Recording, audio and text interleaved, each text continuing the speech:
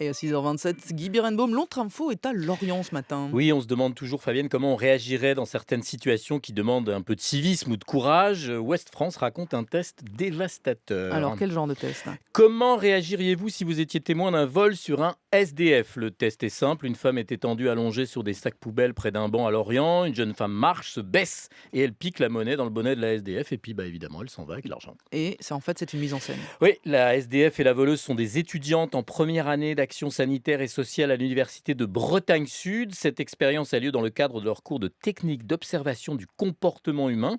Alors un peu plus loin que cette scène, trois autres étudiants surveillent les réactions des passants et là, on découvre en temps réel combien de passants ne laissent pas faire, interviennent. C'est variable, mais les premiers exemples montrent qu'il y a 1 à 3 personnes sur 10 qui réagissent. La plupart des gens Mm. poursuivent leur chemin. Il y a aussi de belles surprises. Un homme qui demande à la voleuse d'aller reposer l'argent.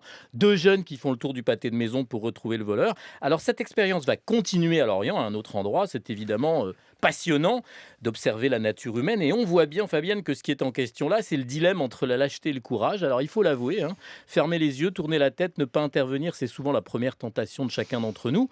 Comme dans les transports en Mhm. commun, quand on défend pas celui qui se fait emmerder par une bande. Ou celle. Voilà, ou celle, j'allais le dire, comme lorsqu'on laisse une femme se débrouiller avec le ou les salauds qui la harcèlent, justement.